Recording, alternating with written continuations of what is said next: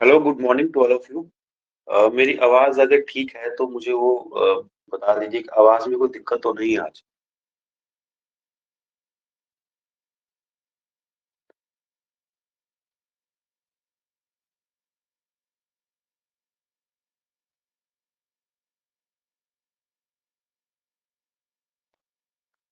मेरी आवाज आप तक पहुंच रही है?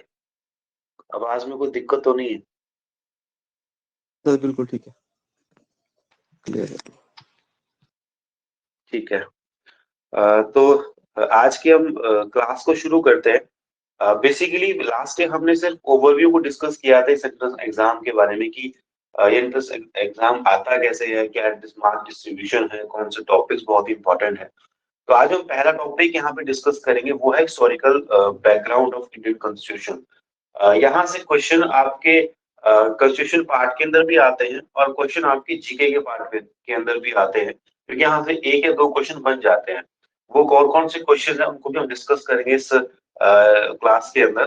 और साथ ही ये इम्पोर्टेंट इसलिए भी हो जाता है क्योंकि आपको कॉन्स्टिट्यूशन बना कैसे, उससे पहले के एक्ट कैसे कैसे थे, वो आपको जानना बहुत इंपॉर्टेंट है।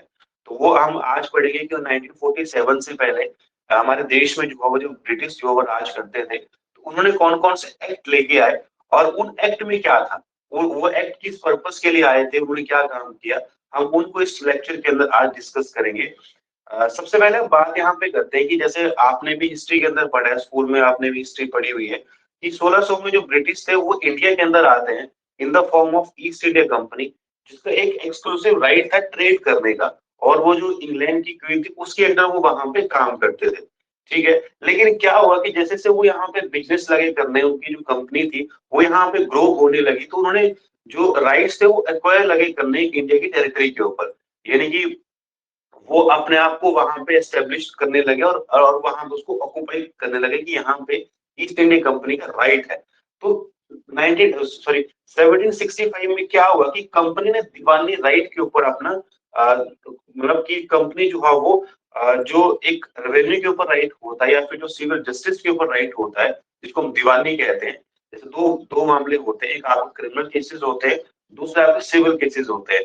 तो जो क्रिमिनल केसेस होते हैं उनको हम फौजदारी मामले कहते हैं, हिंदी के अंदर उनको कहते हैं, हिंदी या उर्दू मान लीजिए। और जो सिविल मामले होते हैं उनको हम दीवानी मामले कहते हैं।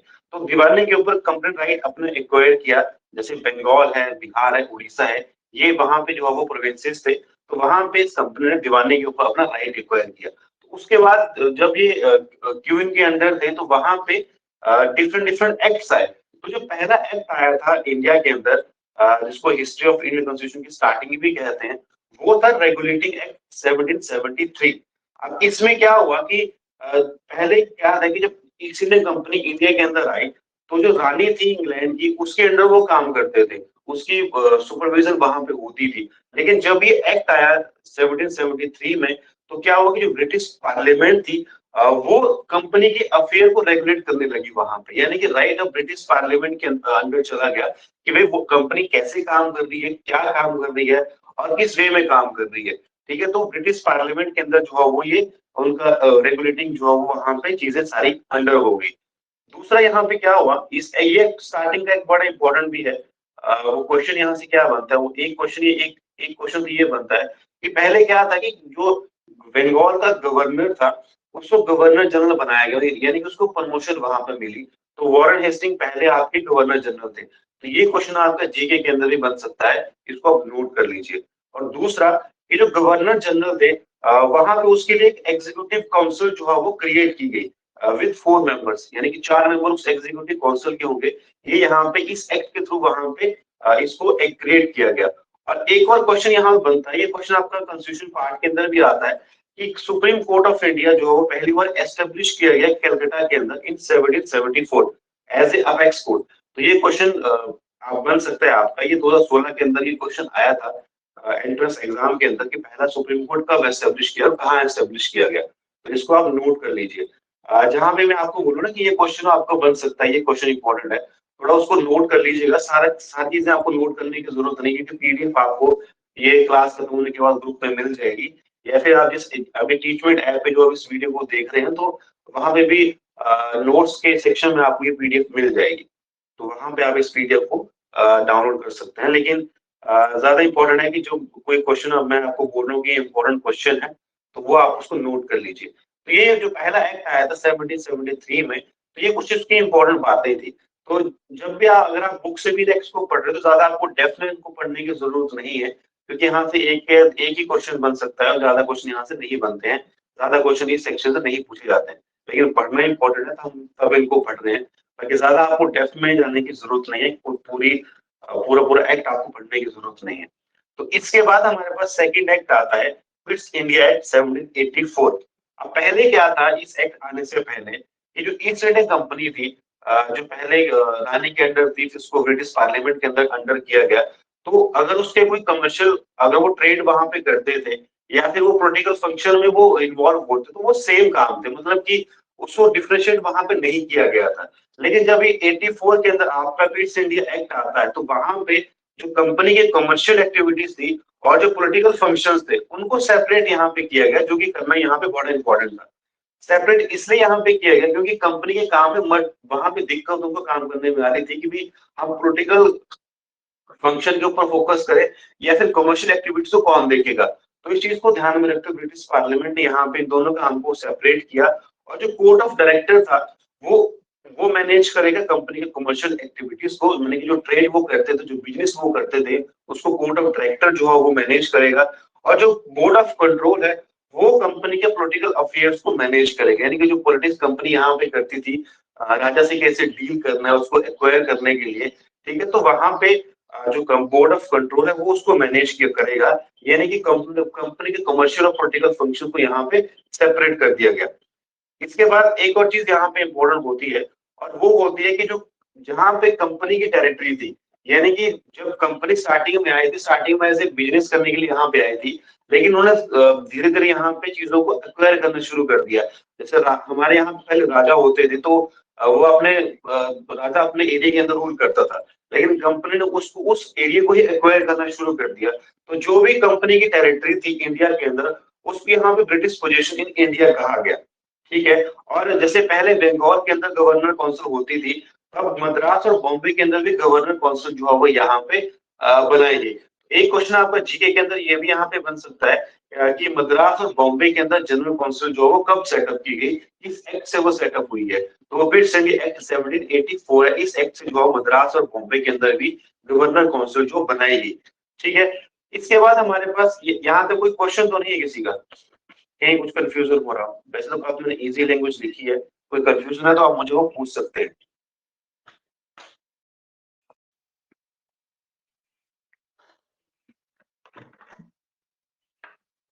नेक्स्ट हमारे पास यहाँ पे आता है चार्टर्ड एक्ट 1833। इस एक्ट से क्या हुआ कि जो गवर्नर जनरल ऑफ बंगाल था, जो पहला लॉर्ड वॉरेन हेस्टिंग थे, उनको यहाँ पे इंडिया का गवर्नर, इंडिया का जो है वो गवर्नर जनरल बनाया गया, यानी कि प्रमोशन उनको, जो कोई भी एक्ट आया है इंडिया के अंदर जो ब्रिटिश पार्लियामेंट लेके आई, तो वहां पे उस एक्ट में जो है वो जो गवर्नर जनरल होते थे उनको प्रमोशन यहाँ पे मिलती रही, ठीक है। तो जो आपका चार्टर्ड एक्ट आया 1833 का, यहाँ पे जो बंगाल का जो गवर्नर जनरल था उसको इंडिया का गवर्नर जनरल यहाँ पे बनाया गया, लॉर्ड विलियम बेंटिक। तो ये क्वेश्चन आप यहाँ पे जीके में बन सकता है कि पहला गवर्नर जनरल इंडिया का कौन था, तो वो थे लॉर्ड विलियम बेंटिक। इसमें क्या हुआ कि पहले जो था कि कंपनी के जो कमर्शियल एक्टिविटीज थी, जो हमने पिछले के एक्ट में पढ़ा उनको सेपरेट यहाँ पे किया गया, जो 84 का जो आपका रेगुलेटिंग एक्ट था उसमें जो है वो इसको सेपरेट किया गया। लेकिन जो आपका यहाँ पे चार्टर्ड एक्ट आया 1833 का, इसमें क्या हुआ कि कंपनी की जो कमर्शियल एक्टिविटीज थी उसको यहाँ पे एंड किया गया, और जो वो कमर्शियल एक्टिविटीज यहाँ पे करते थे उसको एक ट्रांसफॉर्म किया गया, नया नाम दिया गया, और वो था एडमिनिस्ट्रेटिव बॉडी। तो इस एक्ट के थ्रू वो काम यहाँ पे हुआ है, ठीक है। नेक्स्ट हमारे पास यहाँ पे आता है चार्टर्ड एक्ट 1853। अब ये जो आपका एक्ट आया यहाँ पे तो ये इसमें हुआ कि जो आपकी लेजिस्लेटिव एग्जीक्यूटिव पावर्स है गवर्नर जनरल काउंसिल की, उन दोनों को यहाँ पे सेपरेट किया गया। पहले कोई इसमें सेपरेशन नहीं थे, जैसे मैं आपको बोल रहा हूँ कि कंपनी ने कोई भी एक्ट जो यहाँ पे लाए तो उसमें कुछ सुधार यहाँ पे, चाहे वो कंपनी के फंक्शन थे या फिर जो इंडिया को रेगुलेट करना था, तो उन पर्पज से जो काफी सुधार यहाँ पे हुए थे। जो डिफरेंट चार्टर्ड एक्ट की हम बात करें या फिर हम रेगुलेटिंग एक्ट की बात करें, तो उन्होंने यहाँ पे वो सुधार किए थे। ठीक है, तो जो आपका 1853 के अंदर जो चार्टर्ड एक्ट आपके पास यहाँ पे इंडिया के अंदर आया, तो वहां पे जो गवर्नर जनरल काउंसिल थी जो सेटअप की गई थी, आपका मद्रास हो गया, बॉम्बे हो गया या बंगाल हो गया, तो वहां पे जो उस काउंसिल के तो एक हो गया आपका लेजिस्लेटिव फंक्शन और दूसरा आपका एग्जीक्यूटिव है। तो उन पावर्स को यहाँ पे जो सेपरेट किया कि पावर वहां पे मिक्सअप ना हो। ठीक है, अब इन पावर को यहाँ पे सेपरेट किया गया। इसमें क्या किया गया, जो सेंटर लेवल पे जो एक लेजिस्लेटिव काउंसिल जो है वो क्रिएट की गई, जहां पे 4 मेंबर जो है वो अपॉइंट किए गए और 6 मेंबर यहाँ पे अपॉइंट किए गए। 6 में से जो 4 मेंबर थे, जो प्रोविजनल गवर्नमेंट थी आपके प्रोविंसेस के अंदर, मद्रास है, बॉम्बे है, आगरा है, बंगाल है, तो 4 मेंबर जो है वो यहाँ से अपॉइंट इस सेंट्रल लेजिस्लेटिव काउंसिल में अपॉइंट यहाँ पे किए गए।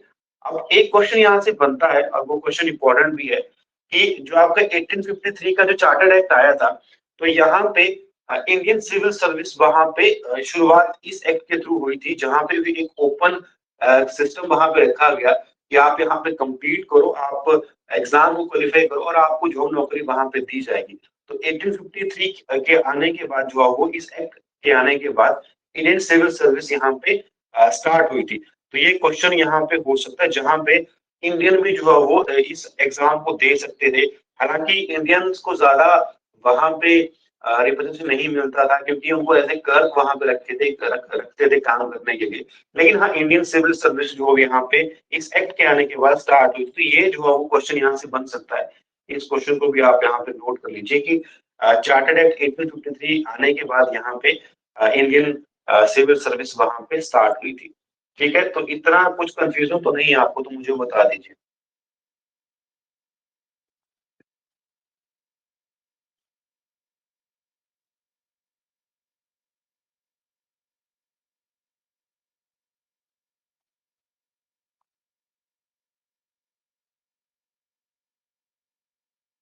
नेक्स्ट हमारे पास एक्ट आता है, the government of India act 1858। अब 1858 एक्ट जो आपके पास यहाँ पे आता है, इससे पहले क्या हुआ कि 1857 में जो 57 का जो रिवॉल्ट हुआ था, जो क्रांति हुई थी, जिसको फर्स्ट वॉर ऑफ इंडिपेंडेंस भी कहते हैं, तो वो यहाँ पे हुई थी। अगर हम 1858 7 से पहले के एक्ट को देखेंगे, तो वहां पे जो एक्ट आते हैं, चाहे वो आपका शुरुआत होती है 73 से, जो आपका रेगुलेटिंग एक्ट आया, हम उनको कंपनी रूल कहते हैं। यानी कि 73 से लेके 1857 तक जो हमारे पास एक्ट आए, हम उनको कंपनी रूल कहते हैं। लेकिन जब ये गवर्नमेंट ऑफ इंडिया एक्ट 1858 हमारे पास यहाँ पे आता है, हम इसको यहाँ पे स्टडी कर रहे हैं, तो 1857 के अंदर जो फर्स्ट वॉर ऑफ इंडिपेंडेंस होती है, 57 का क्रांति होती है, तो उससे क्या होगी, कंपनी सारी हिल गई वहां पे। कंपनी को ये लग गया कि भाई हमारा यहाँ पे अब टाइम जो है वो कम हो रहा है, या फिर हमें कुछ सुधार यहाँ पे करने पड़ेंगे, हम तभी जो है वो यहाँ पे सस्टेन कर सकते हैं, हम तभी यहाँ पे रह सकते हैं, हम तभी यहाँ पे बिजनेस भी कर सकते हैं। तो जब हमारे पास गवर्नमेंट ऑफ इंडिया एक्ट 1858 आता है, तो एक्ट ये आया ही क्या 57 के बाद। तो वहां पे क्या हो कि पहले ये कंपनी रूल था, कि वहां पे कंपनी के अंदर अच्छा चीजें थी, वहां पे उस रूल को यहाँ पे खत्म किया गया। यानी कि अब कंपनी खुद से कुछ नहीं कर सकती थी। यहाँ पे क्या हुआ कि जो 57 के रिवॉल्ट होने के बाद जो कंपनी का जो रूल था वो यहाँ पे एंड होता है, और कंपनी जो है वो जो ब्रिटिश क्राउन था उसके डायरेक्ट पोजीशन में वहां पे कंपनी को कर दिया जाता है। ठीक है, कि अब क्राउन वहां पे डिसीजन लेगा कि भाई क्या चीजें होनी है और क्या चीजें वहां पे नहीं होनी है। ठीक है, तो पहले तो यहाँ पे गवर्नर जनरल होते थे, उनकी काउंसिल सेंट्रल लेवल पे होती थी, जहां पे 6 मेंबर होते थे और 4 मेंबर जो है प्रोविंस से अपॉइंट वहां पे होते थे।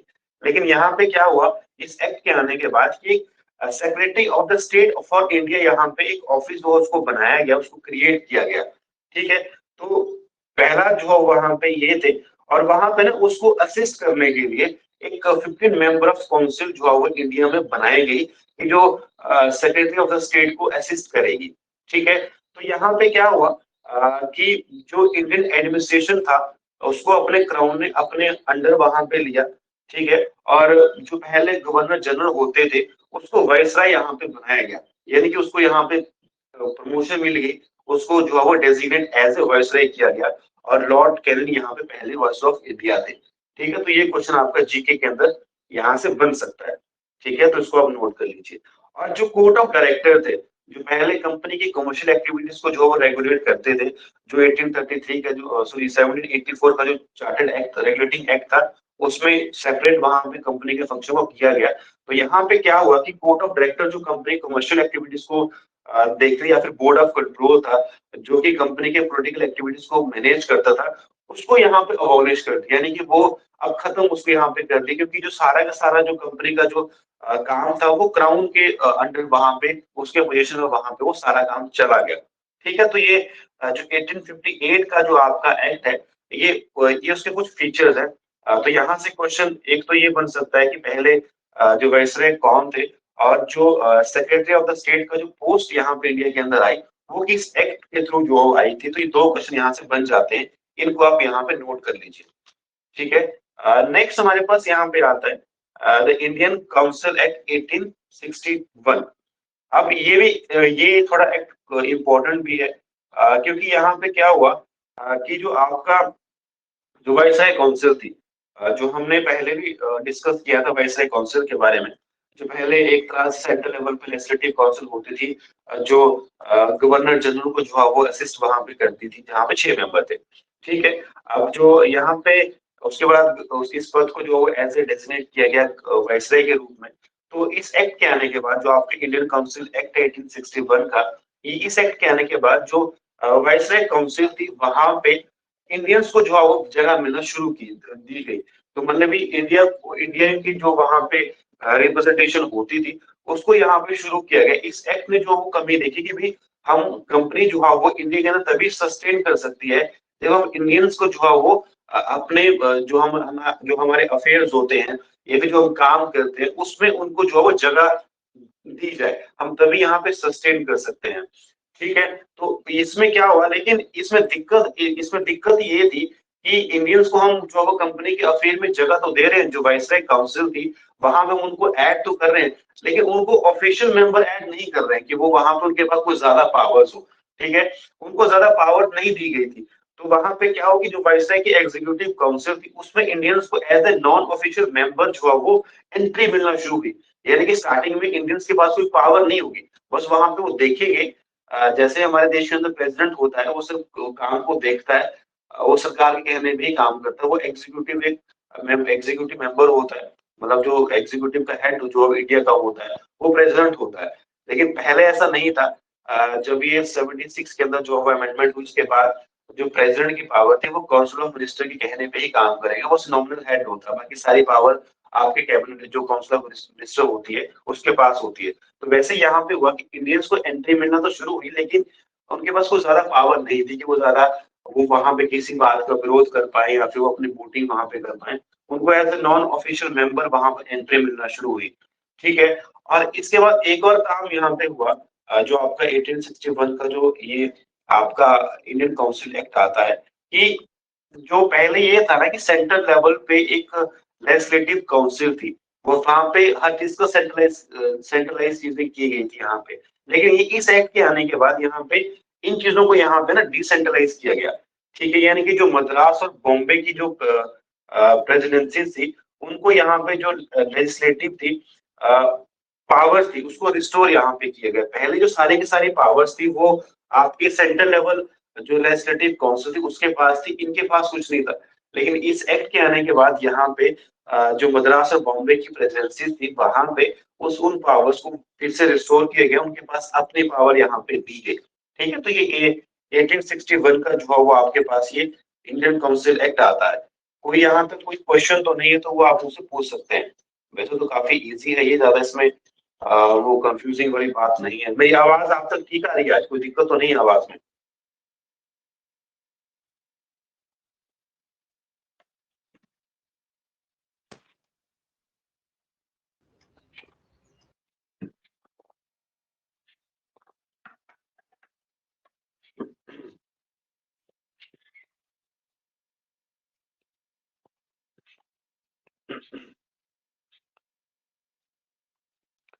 इसके बाद हमारे पास यहाँ पे एक्ट आता है 1892 का जो इंडियन काउंसिल एक्ट है।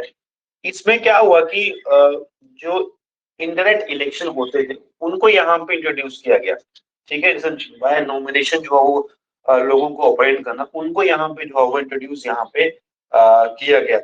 जो आपके चाहे वो सेंट्रल लेवल काउंसिल है या फिर जो प्रोविंसेस लेवल काउंसिल है, वहां पे एक तरह से नॉन ऑफिशियल मेंबर को जो है वो एडिशन वहां पे की गई। लेकिन पावर इनके पास कुछ नहीं होती थी, जो पावर थी वो सारे ऑफिशियल मेंबर के पास होते थे, जो मतलब कि ऑफिशियल मेंबर्स की वहां पे मेजोरिटी होती थी। ठीक है, जैसे हम आज के डेट में देखते हैं ना कि लोकसभा के अंदर सरकार लोगों को नॉमिनेट करती है, राज्यसभा के अंदर सरकार लोगों को नॉमिनेट करती है, उनको मेंबर बनाती है, सरकार के हाथ में पावर होती है। हालांकि जो मेजोरिटी होती है वो सरकार के पास ही, जो चुन के बंदे आते हैं उनके पास ही होती है।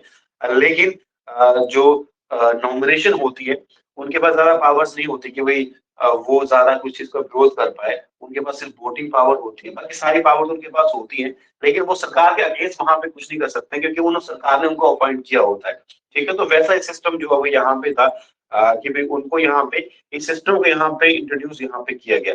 और क्या हुआ ना कि वो जो एक सेंट्रल लेवल पे जो सेंट्रल लेवल पे जो लेजिस्लेटिव काउंसिल थी उसके उसको एक्सपेंड यहाँ पे किया गया, यानी कि उसको उसके फंक्शन को यहाँ पे एक्सपेंड किया गया। चाहे वो प्रोविंशियल लेवल की बात भी है कि वो अपने बजट के ऊपर डिस्कशन कर सकते हैं, या फिर वो एग्जीक्यूटिव थे उससे क्वेश्चन वहां पे वो कर सकते हैं कि ये काम क्यों नहीं हो रहा है, या फिर ये काम कैसे होता है, कैसे हम उसको कर सकते हैं।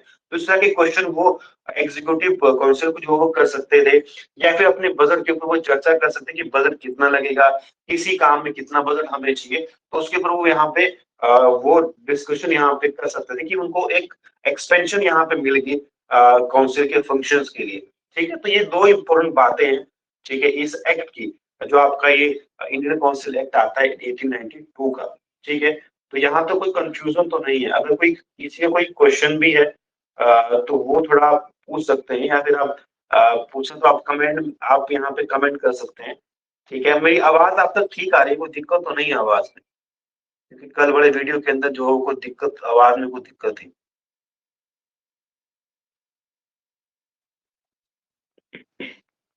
नो सर, कोई दिक्कत नहीं है सर। ठीक है, नेक्स्ट हमारे पास आता है इंडियन काउंसिल एक्ट 1909। ठीक है, ये एक्ट इसलिए भी इम्पोर्टेंट है क्योंकि हम इसको एज ए रिफॉर्म के रूप में लेते हैं। इसको मॉर्लेमेंटल रिफॉर्म भी कहते हैं। अब वो क्यों कहते हैं शायद आपको पता भी होगा, नहीं पता मैं फिर भी बता देता हूँ कि यहाँ पे जो लॉर्ड मॉर्ले थे वो सेक्रेटरी ऑफ द स्टेट थी इंडिया के लिए। ठीक है, और जो लॉर्ड मिंटो थे वो वाइसराय ऑफ इंडिया थे। हम तब इनको मॉर्लेमेंटल रिफॉर्म कहते हैं। ठीक है, तो पहले क्या था जैसे हमने यहाँ पे पढ़ा इसमें 1892 का इंडियन काउंसिल एक्ट था वो आया। तो वहां पे नॉन ऑफिशियल मेंबर्स यानी कि वहां पे ना इनडायरेक्ट इलेक्शंस की जो है वो शुरुआत यहाँ पे की गई थी। जो आपका मॉर्लेमेंटल रिफॉर्म्स आता है वहां पे जो लेजिस्लेटिव काउंसिल थी वहां पे डायरेक्ट डायरेक्ट इलेक्शंस वहां पे इंट्रोड्यूस किए गए फर्स्ट टाइम में।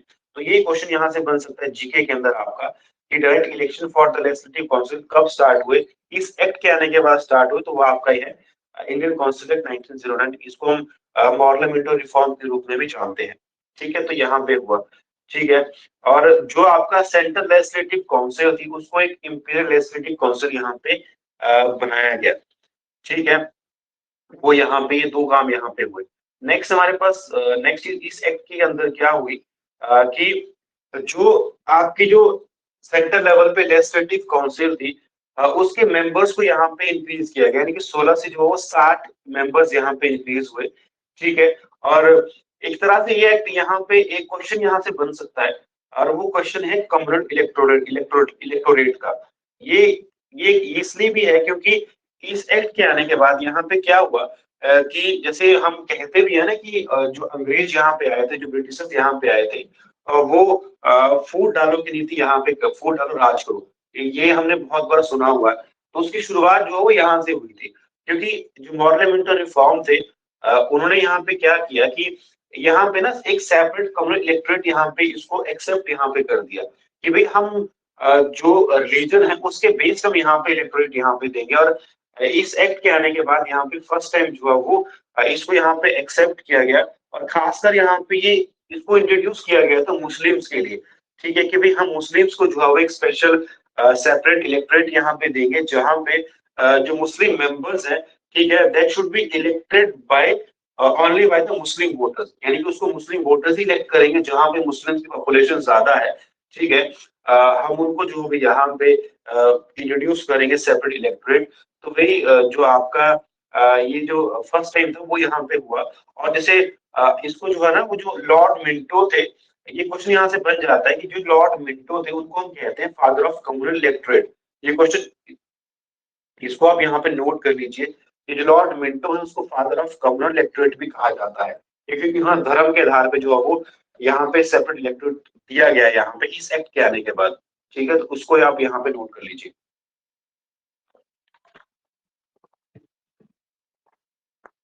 ये जो लॉर्ड मिंटो है उनको जो है वो father of electorate communal electorate कहा जाता है, ठीक है। और यहाँ पे एक और क्वेश्चन यहाँ से बन जाता है, वो क्वेश्चन ये है कि जो वाइसराय एग्जीक्यूटिव काउंसिल होती थी वहां पे ना पहली बार कोई इंडिया का मेंबर बना, जिसको हम एक तरह से ऑफिशियल मेंबर भी कहते हैं, ठीक है। उसको ना लॉ मेंबर के रूप में चुना गया था, वो था सत्येंद्र प्रसाद सिन्हा, ठीक है, एसपी सिन्हा, ठीक है। ये बहुत इंपॉर्टेंट नेम है, इसको आगे भी सुनेंगे, ठीक है। तो आप इसको नोट कर लीजिए। ये दो क्वेश्चन यहाँ से बन जाते हैं। पहला क्वेश्चन क्या बनता है कि कम्युनल इलेक्टोरेट कब शुरू हुआ, ये आपके ना कॉन्स्टिट्यूशन पार्ट के अंदर भी क्वेश्चन आ सकता है। बेसिकली ये इंपॉर्टेंट क्वेश्चन भी आपके नॉलेज के लिए भी इंपॉर्टेंट है। तो एक क्वेश्चन तो आप ये नोट कर लीजिए। दूसरा हो गया लॉर्ड मिंटो को फादर ऑफ कम्युनल इलेक्टोरेट कहा जाता है। और तीसरा कि viceroy executive council law member सबसे पहला पर्सन कौन था, वो था सत्येंद्र प्रसाद सिन्हा। ये क्वेश्चन आपका जीके के अंदर भी बन सकता है, ठीक है। तो ये आपका एक्ट है इंडियन काउंसिल एक्ट 1909। नेक्स्ट हमारे पास यहाँ पे आता है गवर्नमेंट ऑफ इंडिया एक्ट।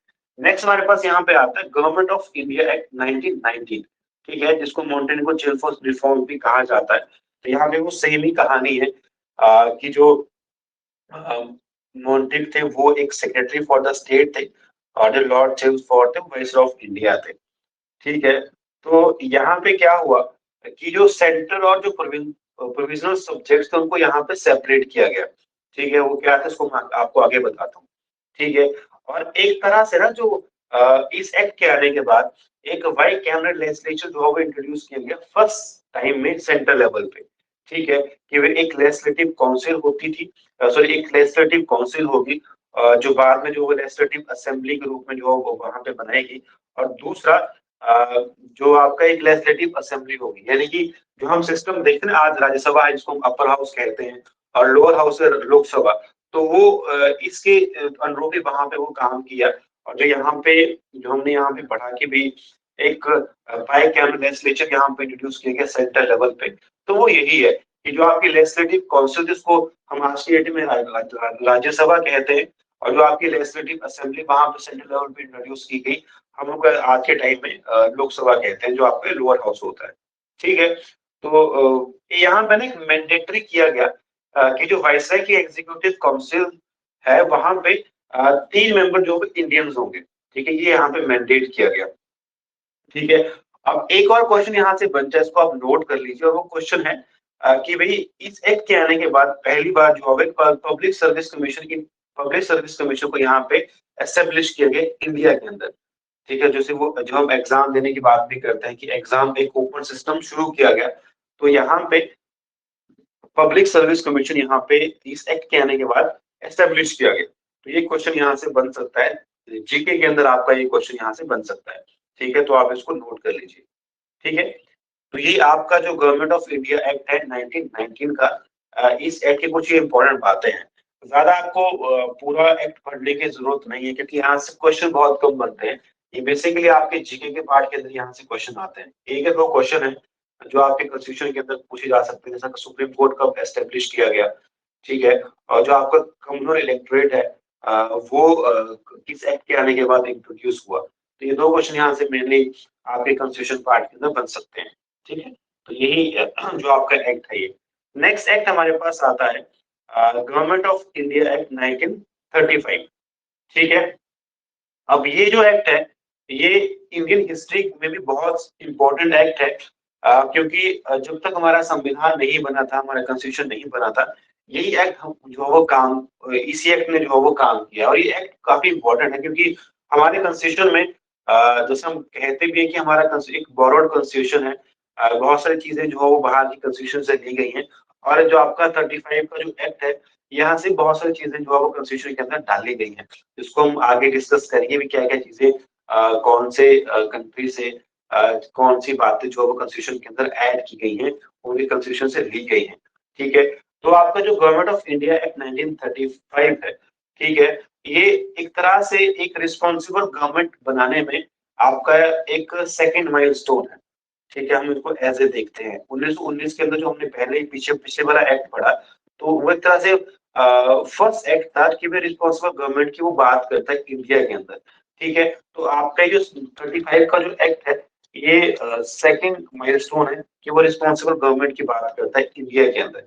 ठीक है, तो जब आपका 1935 के अंदर जो गवर्नमेंट ऑफ इंडिया एक्ट आता है, यहाँ पे एक तरह से ऑल इंडिया फेडरेशन की यहाँ पे एस्टेब्लिशमेंट की यहाँ पे बात की गई, कंसिस्टिंग ऑफ जो है वो ब्रिटिश इंडिया है या जो प्रिंसली स्टेट्स हैं।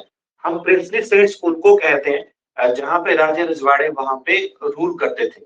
ठीक है, जहाँ पे आज भी वहां पे ब्रिटिश का पोजेशन नहीं होता था, वहां पे ब्रिटिश जो है वो डायरेक्टली इन्वॉल्व नहीं थे, वहां पे राजे थे, उनके थ्रू वहां पे इन्वॉल्वमेंट होती थी। ठीक है, तो हम उनको प्रिंसली स्टेट्स कहते हैं। ठीक है, तो यहाँ पे इस एक्ट के आने के बाद तो जो सब्जेक्ट्स थे उनको यहाँ पे डिवाइड किया गया between centre and the provinces. अब वो सब्जेक्ट क्या थे, जैसे हम प्रेजेंट में देखते हैं ना कि यूनियन लिस्ट है, आपकी स्टेट लिस्ट है, आपकी करेंट लिस्ट है, तीन लिस्ट हमारे पास आती है जहाँ पे डिफरेंट डिफरेंट सब्जेक्ट्स हैं। जो आपकी यूनियन लिस्ट है जहाँ पे सेंट्रल गवर्नमेंट जो लॉ बना सकती है, जो आपकी स्टेट लिस्ट है वहां पे स्टेट गवर्नमेंट लॉ बना सकती है, जो आपकी करेंट लिस्ट है वहां पे दोनों गवर्नमेंट्स लॉ बना सकती है।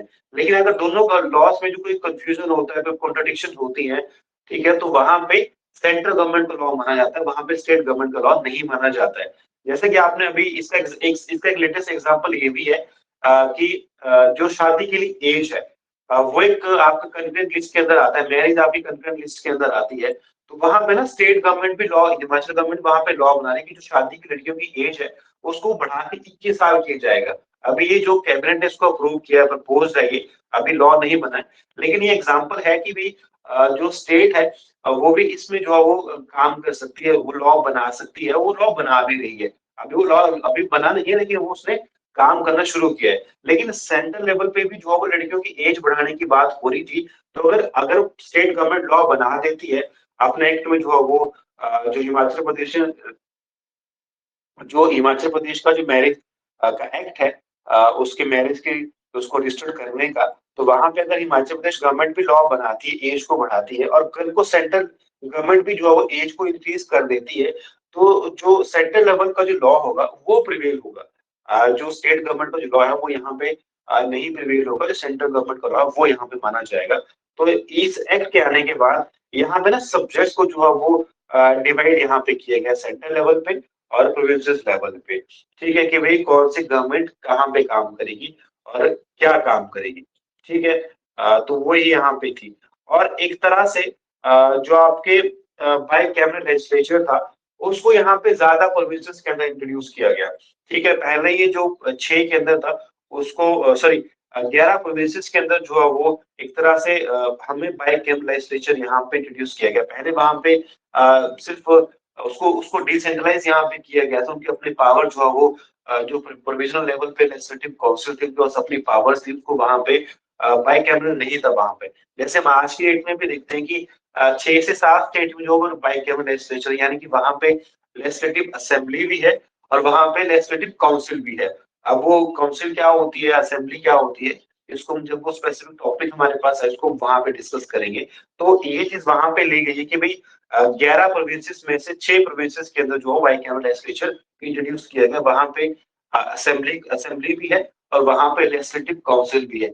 अब असेंबली के मेंबर तो चुने जाते हैं, जैसे हम वोट देते हैं, हमारे एमएलए जो है वो चुने जाते हैं। ठीक है, वो असेंबली के पार्ट होते हैं। अब आपके मेंबर ऑफ लेजिस्लेटिव काउंसिल को एमएलसी कहते हैं, वो कैसे चुने जाते हैं, उनकी मेंबरशिप कैसे ली जाती है, उनको मेंबरशिप कैसे दी जाती है, इसको हम बाद में डिस्कस करते हैं। हमारे पास स्पेसिफिक टॉपिक आएगा, ये हम वहां पे इसको डिस्कस करेंगे। लेकिन इस एक्ट के आने के बाद ये जो बाय कैबिनेट लेजिस्लेचर उसको वहां पे इंट्रोड्यूस किया गया 6 प्रोविंसेस के अंदर, ठीक है। और एक और यहाँ से इंपॉर्टेंट क्वेश्चन बन जाता है, वो है आरबीआई की एस्टेब्लिशमेंट, ठीक है। तो आपके पास जो 1935 का जो एक्ट आपके पास यहाँ पे आता है, यहाँ पे आरबीआई एस्टेब्लिशमेंट की बात ये एक्ट करता है। तो ये क्वेश्चन यहाँ से बन सकता है जीके पार्ट के अंदर कि आरबीआई की एस्टेब्लिशमेंट इस एक्ट के थ्रू हुई थी, वो है 1935 का गवर्नमेंट ऑफ इंडिया एक्ट, ठीक है। और ये एक्ट इसलिए भी इम्पोर्टेंट यहाँ पे हो जाता है क्योंकि ये एक्ट तब तक रिप्लेस नहीं किया गया जब तक कॉन्स्टिट्यूशन नहीं बना, जब तक कॉन्स्टिट्यूशन जो है वो लागू नहीं किया गया, तब तक इसी एक्ट के थ्रू जो है वो सरकार हमारी काम करती थी, हमारा देश काम करता था। तो ये एक्ट इसलिए भी इम्पोर्टेंट यहाँ पे हो जाता है, ठीक है। इसके बाद हमारे पास लास्ट में एक्ट आता है इंडियन इंडिपेंडेंस एक्ट 1947। इस एक्ट में ज्यादा कुछ नहीं है कहने के लिए, ठीक है, क्योंकि 20 फरवरी 1947 को, ठीक है, जो ब्रिटिश प्राइम मिनिस्टर थे क्लीमेंट एटली, उन्होंने डिक्लेयर किया कि वे जो ब्रिटिश रूल है इंडिया के अंदर वो खत्म हो जाएगा बाय जून 30 1948 तक, ठीक है। उसके बाद जो पावर है ब्रिटिश की वो ट्रांसफर की जाएगी रिस्पॉन्सिबल गवर्नमेंट बनने के बाद, ठीक है। अब बाद में क्या हुआ, क्या चीजें नहीं हुई, वो तो बात की बात है, लेकिन ये चीजें यहाँ से क्वेश्चन ये बन सकता है कि भाई मैंने यहाँ पे इस पीडीएफ के अंदर आपको नहीं मिलेगा, आप इसको नोट कर लीजिए कि जो ब्रिटिश प्राइम मिनिस्टर थे क्लेमेंट एटली, उन्होंने 20 फरवरी 1947 को ये डिक्लेयर किया था कि जो इंडिया के अंदर जो ब्रिटिश रूल है वो खत्म हो जाएगा बाय जून 30 1948 तक, ठीक है। तो वो चीजें वहां पे हुई। तो आपका जब ये एक्ट आता है 1947 के अंदर, आपका ये एक्ट आता है, इसने जो ब्रिटिश रूल यहाँ पे एंड किया, और 15 अगस्त 1947 को हमारा देश आजाद हुआ, आप सब जानते हैं। और हमारी जो इंडिया है वो एज इंडिपेंडेंट और सोवरेन कंट्री यहाँ पे बन गई। अभी इंडिपेंडेंस और सोवरेन के बीच में क्या डिफरेंस होता है, जब हम प्रियम्बल को डिस्कस करेंगे, हम वहां पे इन दोनों के बीच के डिफरेंस को समझेंगे, सोवरेन का मतलब क्या होता है और इंडिपेंडेंस का मतलब क्या होता है, ठीक है। तो ये एक्ट आने के बाद जो है वो जो ब्रिटिश रूल है वो यहाँ पे खत्म हुआ। India was declared independent and sovereign country, और इंडिया के अंदर जो वो सेंट्रल लेवल पे और प्रोविंसेस लेवल पे जो है वो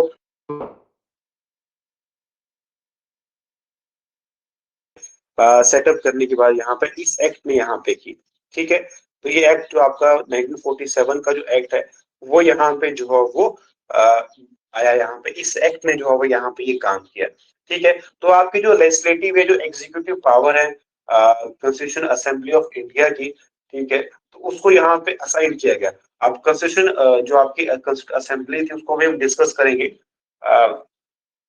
आज हम उसको यहाँ पे डिस्कस करेंगे, ठीक है। 2 मिनट का कुछ का ब्रेक होगा, मैं पीडीएफ यहाँ पे अपलोड कर दूंगा, हम उसको आज ही यहाँ पे डिस्कस करेंगे। तो आपका यही है कि जो आपका 1947 का जो एक्ट है, इसमें ज्यादा कुछ पढ़ने के लिए नहीं है, सिर्फ ये है कि ब्रिटिश रूल यहाँ पे खत्म हुआ, ठीक है।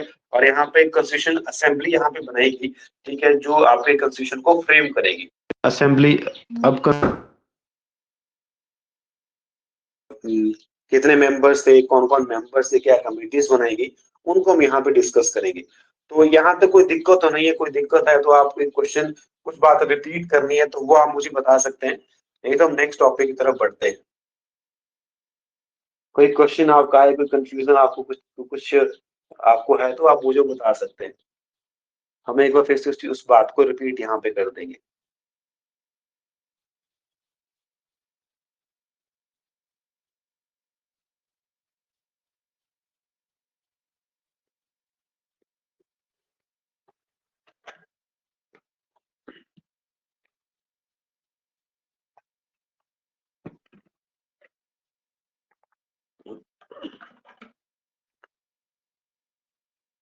कोई कंफ्यूजन तो नहीं है किसी को यहाँ पे? No sir.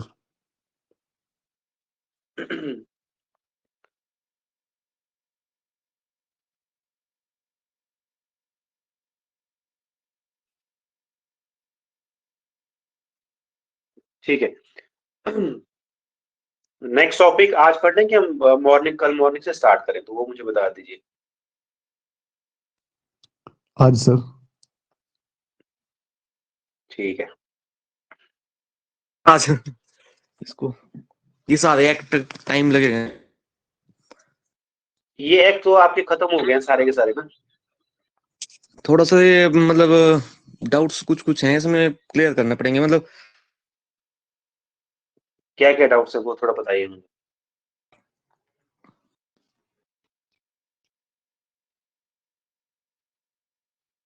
हेलो,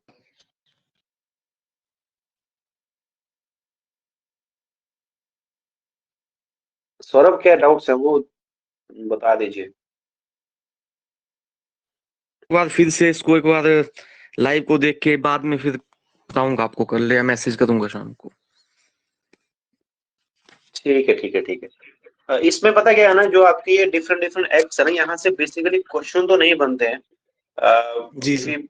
क्योंकि 19 20 के बाद तो मैंने यहाँ से क्वेश्चन देखे नहीं है। बट फिर भी आप इसको थोड़ा एक बार ओवरव्यू कर लीजिएगा। ज्यादा डेप्थ में आपको जाने की जरूरत नहीं इन एक्ट से कि भाई इनकी सेक्ट से क्या हुआ क्या नहीं हुआ। ठीक है, वो जो मैंने आपको क्वेश्चन बताया हुआ है ऐसे जीके के अंदर आपको आ सकते हैं। ठीक है, वही क्वेश्चन आते हैं, आ भी सकते हैं नहीं भी आ सकते, वो कोई कंफर्मेशन नहीं है। पर ज्यादा आपको डेप्थ में जाने की भी आप पूरा का पूरा टाइम जो पूरा एक दिन इन्हीं एक्ट को पढ़ने में लगा दो, वैसा मत करना, क्योंकि यहाँ से बड़े कम क्वेश्चन बनते हैं। Okay sir. Okay sir. देखिए, नेक्स्ट क्वेश्चन हमारे पास, सॉरी नेक्स्ट टॉपिक हमारे पास यहाँ पे आता है, कॉन्स्टिट्यूशन असेंबली। ठीक है, अब ये काफी इम्पोर्टेंट, अब ये थोड़ा इम्पोर्टेंट लेक्चर है। ठीक है, हम इसको यहाँ पे डिस्कस करेंगे, क्योंकि आज आधा ही टॉपिक ही डिस्कस हो पाएगा, क्योंकि कल आप ऐसा करना है कि जो आपके जो हमने डिफरेंट एक्ट्स पढ़े, कोई अगर कंफ्यूजन यहाँ पे है तो हम वो भी कल डिस्कस करेंगे। और जो आपका कॉन्स्टिट्यूशन असेंबली है, हम इसको भी कल डिस्कस करें, थोड़ा बहुत हम आज डिस्कस कर लेते हैं। ठीक है, तो शुरू करते हैं इस टॉपिक को। अब वो टॉपिक है कॉन्स्टिट्यूशन असेंबली। ठीक है, अब क्या हुआ कि 1934 में, ठीक है, जो एमएन रॉय थे, अब इस नाम को थोड़ा याद कर लीजिए, कि कॉन्स्टिट्यूशन असेंबली का जो आइडिया था वो किसने प्रपोज किया, यहाँ से भी क्वेश्चन बन जाता है। तो 1934 में जो एक एमएन रॉय थे, जो एक कम्युनिस्ट मूवमेंट के अंदर उनका बड़ा नाम था इंडिया के अंदर। ठीक है, उन्होंने कॉन्स्टिट्यूशन असेंबली को आइडिया प्रपोज किया था कि ये जो है वो इस तरह की असेंबली यहाँ पे होनी चाहिए। ठीक है, जो कॉन्स्टिट्यूशन को बनाए, इंडिया का अपने कॉन्स्टिट्यूशन होना चाहिए। ठीक है, और जो 1934 में आइडिया प्रपोज होता है, और 1935 में जो इंडियन नेशनल कांग्रेस थी, उन्होंने फर्स्ट टाइम ऑफिशियली डिमांड किया कॉन्स्टिट्यूशन असेंबली का, कि भाई कॉन्स्टिट्यूशन असेंबली वहां पे होनी चाहिए और जो इंडिया के कॉन्स्टिट्यूशन को फ्रेम करे। ठीक है, और 1938 में जो इंडिया के फर्स्ट पीएम थे पंडित जवाहरलाल नेहरू, ठीक है, उन्होंने आईएनसी के बिहाफ पे ये डिक्लेयर कर दिया कि ठीक है, कि फ्री इंडिया का, जब इंडिया जो होगा आजाद होगा, उसका अपने कॉन्स्टिट्यूशन होगा, जो बिना दूसरे की इंटरफेरेंस जो बनाया जाएगा। यानी कि वहां पे उनका इशारा ब्रिटिश की तरफ था कि भी इनका वहां पे इंटरफेरेंस नहीं होना चाहिए, इनकी वहां पे जो है वो ऑब्जेक्शन वहां पे नहीं होना चाहिए। हम इन विदाउट इनके इंटरफेरेंस से, विदाउट किसी की उसमें इंटरेस्ट, जो वहां पे हम इंडिया का फ्री इंडिया का कॉन्स्टिट्यूशन वहां पे बनाएंगे, तो इंडिया को रेगुलेट करेगा, जो इंडिया के अंदर जो चीजें होंगी वहां पे उनकी बात वहां पे करेगा। तो ये थोड़ा आप, ये पहला जो क्वेश्चन यहाँ से बन जाता है वो बनता है 1934 में, कि आइडिया किसने दिया, आइडिया कब प्रपोज हुआ और आइडिया किसने दिया, तो वो था एमएन रॉय। ठीक है, ये क्वेश्चन यहाँ से बन जाता है, एक इंपॉर्टेंट क्वेश्चन है। ठीक है, अब दूसरा क्वेश्चन जो यहाँ पे बनता है वो है 1946 में। अब जो आपकी कॉन्स्टिट्यूशन असेंबली यहाँ पे बनाई गई थी ना, वो किस प्लान के बेसिस के ऊपर बनी थी? वो प्लान था कैबिनेट मिशन प्लान, जो 1946 के अंदर जो वो इंडिया के अंदर आया था। ठीक है, इस प्लान के थ्रू वहां पे आपकी कॉन्स्टिट्यूशन असेंबली बनी थी। तो ये दो क्वेश्चन मैंने आपको बता दिए। पहला क्वेश्चन, आइडिया प्रपोज किसने किया, कब किया, ये क्वेश्चन बहुत इंपॉर्टेंट है। दूसरा क्वेश्चन यहाँ से बन जाता है कैबिनेट मिशन प्लान का, कि वो कब आया और जो कॉन्स्टिट्यूशन असेंबली थी वो किस प्लान के माध्यम से बनाई गई थी। ठीक है, वो किस प्लान के थ्रू वहां पे इंडिया के अंदर एस्टेब्लिश की गई थी। ठीक है, तो वो आपका एक कैबिनेट मिशन प्लान है जो आया था 1946 के अंदर। ठीक है, तो ये दो क्वेश्चन यहाँ से बन जाते हैं। अब हम यहाँ पे डिस्कस करते हैं कंपोजिशन ऑफ कॉन्स्टिट्यूशन असेंबली। ठीक है, देखो, सबसे इंपॉर्टेंट है आपको ये नंबर्स भी जो है वो आपको याद करने हैं। ठीक है, जो टोटल स्ट्रेंथ जो है वो पहले कॉन्स्टिट्यूशन असेंबली की बनाई गई थी वो थे 389।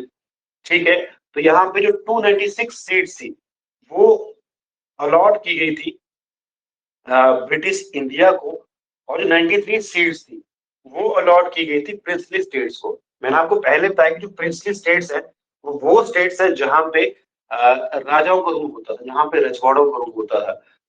आपको याद, आपने हिस्ट्री के अंदर भी पढ़ा होगा, आपने हिमाचल हिस्ट्री अगर किसी ने पढ़ी है तो वहां भी, यहाँ पे भी राजे होते थे। ठीक है, जो संविधान बनने, देश आजाद होने के बाद इंडिया के साथ मर्ज हुए।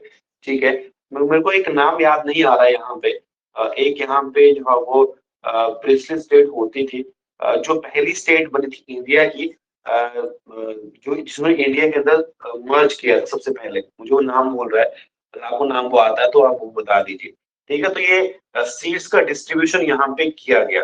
ठीक है, तो जो ब्रिटिश इंडिया की जो सीट्स यहाँ पे उसको अलॉट की गई थी 296 सीट्स, तो उनको जो है वो उनके इलेक्शन जो है वो हुए जुलाई अगस्त 1946 में। ठीक है, तो जब वो इलेक्शन यहाँ पे हुए तो वहां पे जो इंडियन नेशनल कांग्रेस थी उसको 208 सीट्स यहाँ पे मिली। ठीक है, और जो मुस्लिम लीग थी, ठीक, उसको 73 सीट्स यहाँ पे मिल गई। और उसके बाद जो स्मॉल ग्रुप्स आते हैं या फिर जो इंडिपेंडेंट थे उनको 15 सीट्स यहाँ पे मिली। लेकिन यहाँ पे इंटरेस्टिंग बात ये है कि जो 93 सीट्स यहाँ पे जो है प्रिंसिपल स्टेट्स को जो है वो अलॉट की गई थी, वो सारी की सारी फिलअप यहाँ पर नहीं की गई, क्योंकि उन्होंने ये कहा कि हम इनसे बाहर रहेंगे। जो आपकी कॉन्स्टिट्यूट असेंबली है, हम यहाँ पार्टिसिपेट नहीं करेंगे, हम इनसे जो है यहाँ पे बाहर रहेंगे। तो वो सीट जो वो खाली वहां पे रही थी। तो जो 296 सीट थी वहां से 208 आईएनसी, 73 मुस्लिम लीग और 15 इंडिपेंडेंट या फिर स्मॉल ग्रुप्स थे, वो यहाँ पे उनको यहाँ पे चुना गया था। ठीक है, जो आपका कॉन्स्टिट्यूट असेंबली थी, ठीक है, ये अब नेक्स्ट में हम यहाँ पे डिस्कस करते हैं the working of constitute assembly. यहाँ तो कोई दिक्कत तो नहीं है, किसी को कोई कंफ्यूजन हो यहाँ पे?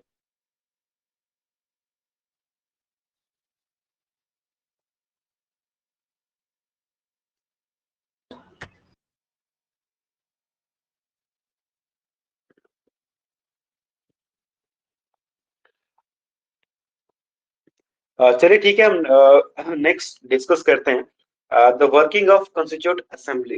देखो, जब हम इसके वर्किंग की बात करते हैं तो एक क्वेश्चन यहाँ से स्टार्टिंग में बन जाता है कि कॉन्स्टिट्यूट असेंबली जो है वो पहली बार कब बनी, मतलब पहली बार वो कब बैठे। ठीक है, उसकी पहली मीटिंग कब हुई थी? तो वो मीटिंग उनकी हुई थी दिसंबर 9 1946 को। एक क्वेश्चन यहाँ से ये बन जाता है। दूसरा क्वेश्चन है कि कितना टाइम लगा संविधान बनने में। ये तो इस क्वेश्चन का आंसर तो आपको पता ही होगा, 2 साल 11 महीने और 18 दिन, इतना टाइम लगा था इस कॉन्स्टिट्यूशन को बनने में। ठीक है, देखो, जब पहली मीटिंग यहाँ पे हुई थी तो वहां पे जो मुस्लिम लीग थी, ठीक है, उसने बाइकआउट यहाँ पे कर दिया इस मीटिंग को। ठीक है, वो क्योंकि वो सेपरेट पाकिस्तान की मांग यहाँ पे कर रहे थे। ठीक है, तो जब ये पहली मीटिंग यहाँ पे हुई तो इसमें ना एक और क्वेश्चन, तो पहली मीटिंग यहाँ पे हुई तो वो दिसंबर 9 को हुई थी। और मीटिंग ये कहाँ हुई थी? जिसको हम central hall of parliament house कहते हैं। ठीक है, तो ये भी हुई थी। ये भी क्वेश्चन यहाँ से बन जाता है कि मीटिंग, पहली मीटिंग कब हुई, कौन सी डेट को हुई, और दूसरा कि वो मीटिंग हुई कहाँ पे थी। ठीक है, जो जिसको हम कंस्टिट्यूशन हॉल कहते हैं, जिसको हम अब जो है वो सेंट्रल हॉल कहते हैं पार्लियामेंट हाउस का। ठीक है, तो टाइम लगा इसको 2 साल 11 महीने 18 दिन, और एक 11 सेशन के अंदर जो है वो 11 सेशन यहाँ पे हुए थे। तो एक कई बार क्वेश्चन ये भी आ जाता है कि 11 कितने सेशन जो है वो कंस्टिट्यूट असेंबली के हुए थे, तो वो 11 सेशन यहाँ पे हुए थे। जब पहली बार इसकी मीटिंग हुई तो वहां पे टेम्परेरी जो है वो इस असेंबली का चेयरमैन बनाया गया डॉक्टर सचिदानंद सिन्हा को। ठीक है, जो हमने एक नाम पहले सुना था ना, सत्येंद्र प्रसाद सिन्हा, ये उनके ही बड़े भाई थे डॉक्टर सचिदानंद सिन्हा। इसको पहला टेम्परेरी जो है वो चेयरमैन बनाया गया इस कॉन्स्टिट्यूट असेंबली का। ठीक है, और बाद में डॉक्टर राजेंद्र प्रसाद को इसको एक प्रेसिडेंट इलेक्ट किया गया। ठीक है, इस असेंबली का। और जो वाइस प्रेसिडेंट थे वो थे हरिंद्र कुमार मुखर्जी। ठीक है, तो ये नाम आपको यहाँ पे याद रखने पड़ेंगे। ठीक है, कि टेम्परेरी चेयरमैन कौन थे असेंबली के, वो नाम यहाँ मैंने आपको यहाँ पे बता दिया। और उसके बाद इलेक्टेड प्रेसिडेंट कौन थे इस असेंबली के और वाइस प्रेसिडेंट कौन थे। ठीक है, क्योंकि ये टॉपिक बहुत इंपॉर्टेंट, यहाँ से एक दो क्वेश्चन यहाँ से बनते ही बनते हैं आपके इस एंट्रेंस एग्जाम के अंदर। ठीक है, तो वो ये आपको ध्यान से टॉपिक पढ़ना है, आपको चीजें नोट भी करनी है। ठीक है, तो ये क्वेश्चन इंपॉर्टेंट है। इसके बाद नेक्स्ट क्वेश्चन यहाँ से इंपॉर्टेंट है कि कॉन्स्टिट्यूशन कि भाई यहाँ पे जो आपकी असेंबली यहाँ पे बनी थी, तो who was the constitutional adviser, तो वो थे बी.एन. रॉय। ठीक है, अब बी.एन. रॉय क्या थे, एम.एन. रॉय कौन थे, ये तो मैंने आपको बता दी कि जो एम.एन. रॉय थे वो थे आपके जिसने आइडिया प्रपोज किया था कॉन्स्टिट्यूएंट असेंबली का। लेकिन जो आपके बी.एन. रॉय थे, ये बड़े इसको हम एक तरह से इसको हम एजुकेनिस्ट बोल सकते हैं कि बड़े पढ़े लिखे व्यक्ति थे ये, जिनको जो है कॉन्स्टिट्यूशनल एडवाइजर यहाँ पे बनाया गया बी.एन. रॉय को। ये क्वेश्चन भी यहाँ से बन जाता है। ठीक है, तो जो पहली मीटिंग हुई, उसके बाद जब दूसरी मीटिंग होती है, दिसंबर 13 को, तो जो आपके जो पंडित नेहरू थे, वो एक ऑब्जेक्टिव रेजोल्यूशन जो है वो मूव करते हैं इस कॉन्स्टिट्यूएंट असेंबली के अंदर। ठीक है, तो जो बात करता है फंडामेंटल और philosophy of the constituent structure, ये जो हम कॉन्स्टिट्यूशन बनाने जा रहे हैं उसका उसके फंडामेंटल्स क्या रहेंगे, और जो उसका फिलोसफी है वो यानी कि वो काम कैसे करेगा, किस आधार पे वो काम करेगा, वो क्या रहेगी, ये वो ऑब्जेक्टिव रेजोल्यूशन जो है यहाँ पे मूव करते हैं। और ये ऑब्जेक्टिव रेजोल्यूशन बहुत इंपॉर्टेंट है, कई बार यहाँ से भी क्वेश्चन आ जाता है कि ये जो आपका प्रीएम्बल है वो इस जो आपका ऑब्जेक्टिव रेजोल्यूशन है इसके ऊपर वो सारा सारा काम करता है, इसी फिलोसफी को आगे कंटिन्यू करता है। जब हम प्रीएम्बल के पार्ट को टॉपिक को डिस्कस करेंगे, हम वहां पे ये ऑब्जेक्टिव रेजोल्यूशन को भी डिस्कस करेंगे साथ में। ठीक है, जो आपका ये ऑब्जेक्टिव रेजोल्यूशन आता है, इसको 22 जनवरी 1947 को जो है वो अडॉप्ट वहां पे कर लिया जाता है। ठीक है, यानी कि रेजोल्यूशन यहाँ पे जो है वो ये पास होता है। ठीक है, और 1948 में नवंबर 4 को तो जो डॉक्टर बी.आर. अम्बेडकर थे, उन्होंने ना पहला ड्राफ्ट यहाँ पे बनाया कॉन्स्टिट्यूशन का असेंबली के अंदर। तो ये क्वेश्चन भी यहाँ से बन जाता है कि जो फर्स्ट नहीं फाइनल ड्राफ्ट है ये, जो आपका फाइनल ड्राफ्ट है वो कब इंट्रोड्यूस किया गया कॉन्स्टिट्यूशन का असेंबली के अंदर, और किसने इंट्रोड्यूस किया, तो वो इंट्रोड्यूस यहाँ पे किया गया था डॉक्टर बी.आर. अम्बेडकर के द्वारा, और वो इंट्रोड्यूस हुआ था नवंबर 4, 1948 को। ठीक है, तो ये क्वेश्चन जो है वो यहाँ से बन जाता है। बाकी यहाँ पे कुछ मेजर कमेटीज भी रही हैं इस असेंबली की, तो कमेटीज आपको याद ही करनी पड़ेगी, उनको यहाँ बताने का फायदा नहीं है। मैं आपको पीडीएफ शेयर कर दूंगा ग्रुप के अंदर, आप वहां पे देख सकते हैं कि कौन सी कमेटी का जो है वो कौन सी कमेटी का चेयरमैन जो है वो कौन था, उसको कौन संभाल रहा था। ठीक है, तो वो मैं आपको ग्रुप में शेयर कर दूंगा कि कमेटीज कौन कौन सी थी। मेजर कमेटीज की बात यहाँ पे होती है, जैसे आपकी जो ड्राफ्ट कमेटी थी उसके चेयरमैन डॉक्टर बी.आर. अम्बेडकर थे। ठीक है, या फिर जो यूनियन पावर कमेटी थी उसके चेयरमैन जवाहरलाल नेहरू थे। वो मैं आपको फोटो या पीडीएफ में आप ग्रुप में शेयर कर दूंगा, मैं वहां पे टिक कर दूंगा कि कौन सी कमेटी जो है वो इम्पोर्टेंट है, जहां से क्वेश्चन आपके इस एंट्रेंस एग्जाम के अंदर आ जाता है। ठीक है, तो इतने ये चीजें जो है यहाँ पे है इस कॉन्स्टिट्यूशन असेंबली के अंदर। ठीक है, और जो कॉन्स्टिट्यूशन जो अडॉप्ट यहाँ पे किया गया वो किया गया था नवंबर 26, 1949 को। अब यहाँ पे ना बड़े सारे लोग कंफ्यूज होते हैं कि भाई कॉन्स्टिट्यूशन लागू कब और अडॉप्ट कब के, वो दोनों डेट्स को सेम ही समझते हैं, तो वो सेम नहीं है। कई बार क्वेश्चन आता है कि कॉन्स्टिट्यूशन लागू, सबको पता होता है कि कॉन्स्टिट्यूशन जो है वो हमारा इंडियन रिपब्लिक कब बना, ठीक है, वो सबको पता होता है। लेकिन लोग कंफ्यूजन यहाँ पे होता है कि इसको अडॉप्ट कब किया गया, तो वो ठीक जो है ना 26 जनवरी को लगाते हैं कि इस दिन हमारा कॉन्स्टिट्यूशन अडॉप्ट किया गया था, लेकिन ऐसा नहीं है। जो कॉन्स्टिट्यूशन अडॉप्ट किया गया था वो किया गया था 26 नवंबर 1949 को, और उस समय कितने आर्टिकल थे, और वो थे 395 आर्टिकल और 8 शेड्यूल। ये भी क्वेश्चन यहाँ से बन जाता है कि भाई जब कॉन्स्टिट्यूशन या तो लागू हुआ, ये अडॉप्ट किया गया, उस समय कितने आर्टिकल और कितने शेड्यूल थे। ठीक है, तो वो ये भी यहाँ पे क्वेश्चन इंपॉर्टेंट है, ये भी आपको यहाँ पे याद करना पड़ेगा। और कॉन्स्टिट्यूशन अडॉप्ट कब हुआ, देखो अडॉप्ट की डेट अलग है और लागू होने की डेट अलग है। जब आप प्रीएम्बल को डिस्कस करेंगे ना, तो वहां पे कई बार प्रीएम्बल की डेट को वहां पे पूछते हैं एग्जामिनर, ये जो प्रीएम्बल में जो डेट लिखी है वो डेट कौन सी है, तो वहां पे डेट है नवंबर 26, 1949। ठीक है, और जो प्रियम्बल है, सॉरी, जो आपका जब इसको अडॉप्ट किया गया तो वहां पे 395 आर्टिकल, 8 शेड्यूल और प्रियम्बल वहां पे पहले से था। अब प्रियम्बल क्या है, क्या कैसे काम करता है, इसको हम डिस्कस करते हैं। प्रियम्बल नेक्स्ट टॉपिक हमारा प्रियम्बल ही है। अब वहां पे डिस्कस करें प्रियम्बल क्या है, क्या के क्वेश्चन यहाँ से इंपॉर्टेंट है। ठीक है, तो ये क्वेश्चन यहाँ से बन जाते हैं इस कंस्टिट्यूशन असेंबली से। ठीक है, अदर फंक्शन यहाँ पे भी है कि जो कंस्टिट्यूशन असेंबली ने अदर फंक्शन यहाँ पे परफॉर्म किए थे। ठीक है, तो वो फंक्शन कौन कौन से हैं, वो ये है। आपको ये ना ये डेट्स याद रखनी पड़ेगी कि भाई नेशनल फ्लैग को कब अडॉप्ट किया गया, जुलाई 22 1947। ये डेट्स आपको याद करनी पड़ेगी, चाहे उनको रट्टा मारना पड़ेगा आपको। ठीक है, क्योंकि यहाँ से भी क्वेश्चन बन जाते हैं। और नेशनल एंथम जो है वो कब अडॉप्ट किया गया, 24 जनवरी 1950 को। नेशनल सॉन्ग को कब अडॉप्ट किया, ठीक है, 24th, ये 24 जो आपकी ये जनवरी है 1950 को। ठीक है, इसको यहाँ पे इंट्रोड्यूस किया गया।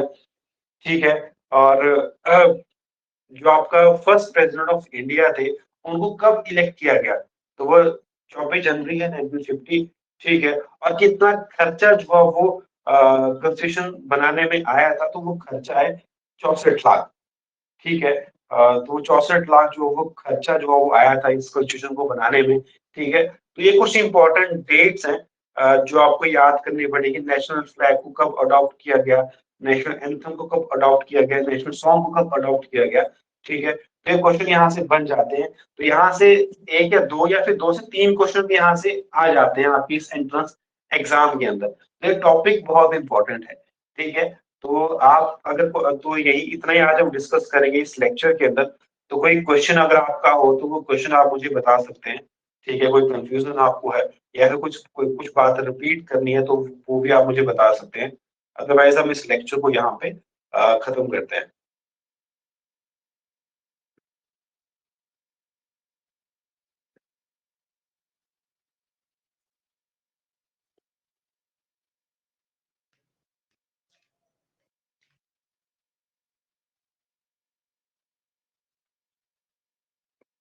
ठीक है सर, डन डन। ठीक है, फिर इतना डिस्कस करेंगे हम आज के लेक्चर के अंदर। अगर बाद में कोई कंफ्यूजन आपको होता तो हम कल डिस्कस करेंगे कल वाले लेक्चर के अंदर। So thank you so much इस क्लास को ज्वाइन करने के लिए। तो इतना ही आज डिस्कस करेंगे हम। ठीक है, कल मॉर्निंग मिलते हैं सुबह 7 बजे। ठीक है, thank you so much. Okay sir.